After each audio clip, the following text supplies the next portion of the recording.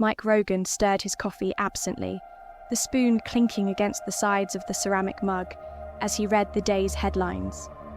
His eyes darted across the screen of his tablet, digesting the mundanity of politics, economics, and the occasional scandal that occupied the minds of the surface civilization. He chuckled quietly at the thought. Surface civilization. It was a term the Breakaways had coined centuries ago, a reflection of their quiet superiority. The Breakaways weren't like the others. They were the hidden architects of progress, the puppeteers behind every grand innovation that mankind had stumbled upon, from the printing press to the atom bomb. Since 1129, they had lived in the shadows, seizing the most promising discoveries for themselves, bending the arc of history to suit their agenda. Mike's enhanced mind worked like a supercomputer, correlating seemingly disparate headlines. Rising tensions in Eastern Europe, likely the result of a carefully orchestrated breakaway maneuver to destabilize certain trade routes. Breakthroughs in quantum computing at MIT. That research had been drip-fed to the public by the Breakaways 5 years ago. Even the weather report, a series of peculiar storms over the Pacific, might have been a byproduct of their experimental geoengineering projects. But this morning, his thoughts kept circling back to one thing: the Black Knight satellite. Mike's augmented fingers traced the edge of his tablet as he leaned back in his chair, staring out the window of his luxurious penthouse. The Breakaways had a history rich with triumphs. In the 18th century, they had harnessed the power of electronic computing, while the rest of humanity still marveled at steam engines. By the 20th century, they had developed zero-gravity vehicles and fusion reactors, technologies they shared sparingly, ensuring the public's dependence on cruder forms of energy. And then there was the Black Knight, a mystery even to them. First detected in 1928 by an early breakaway-operated radar array, the object's precise origins had been a source of endless speculation. It orbited Earth in a polar trajectory, its movements unnervingly deliberate. For decades, the Breakaways assumed it was an ancient derelict, a relic from some long-dead civilization. But when they began to probe its purpose in earnest during the mid-20th century, they found something unsettling. The satellite was alive, or at least operational. It transmitted detailed reports on humanity's development to a destination far beyond their reach. And now, in the 21st century, it had become a thorn in their side. The Black Knight had begun interfering with the Breakaways' most ambitious project to date, mastering the Casimir effect to create faster-than-light travel. Their experiments at the Planck scale were disrupted, scrambled, rendered meaningless by an invisible force they could only attribute to the satellite. Mike's jaw tightened as he recalled the years of frustration. To the Breakaways, the Black Knight wasn't just an obstacle, it was an insult. How dare an alien artifact meddle in their work? They were the rightful masters of Earth.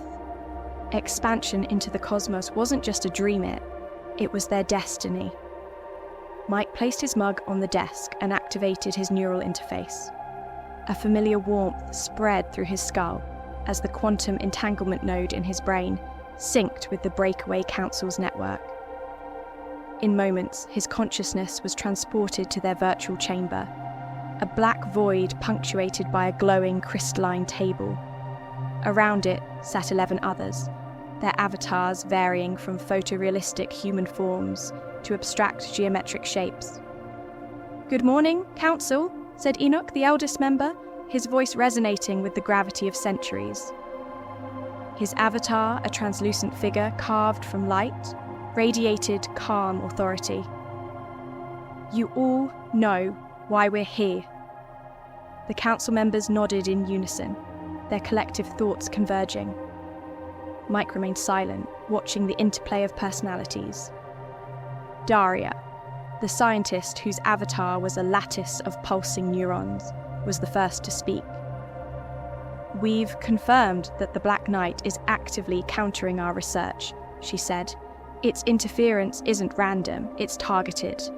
We've attempted to circumvent its disruption by shielding our labs, but the results are the same." "It's not just countering us," said Andre, the Council's military strategist. His avatar, a hulking figure of obsidian, leaned forward. "It's mocking us." "Mocking us?" Daria snapped. "That's a dangerous assumption." "No," Mike interrupted, his voice cutting through the room like a blade. "Andre's right. The Black Knight isn't just a problem, it's a challenge. And challenges demand action." Enoch raised a hand, his avatar shimmering.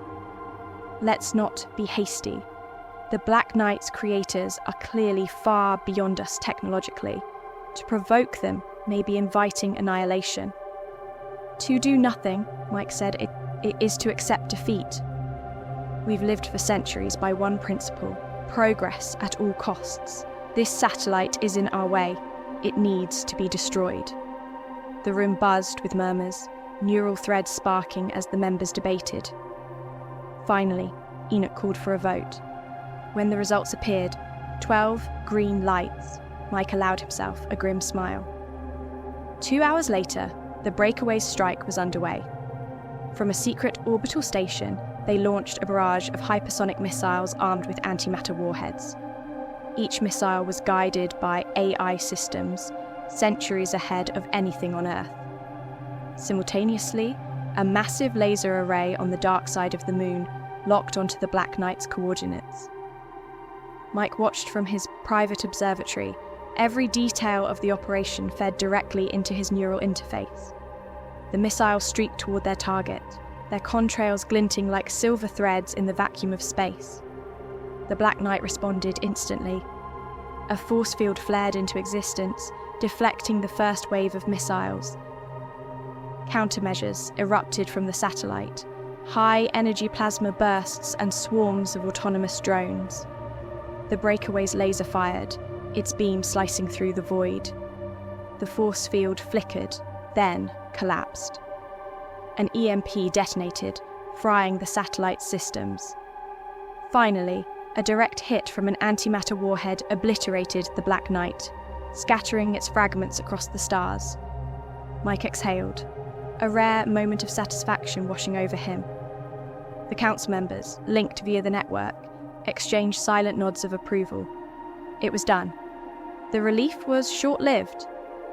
Barely minutes after the satellite's destruction, Mike's neural interface buzzed with an incoming signal on their secure network. This should be impossible since they used a quantum-entangled encryption method. The message was short, chilling, and unmistakable. "You made a choice. We are coming." The council's virtual chamber erupted into chaos.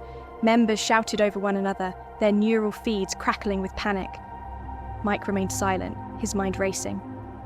What had they just unleashed? The message wasn't merely a threat, it was a promise. Somewhere in the depths of space, an ancient civilization had been watching. And now, for the first time in millennia, they were coming back.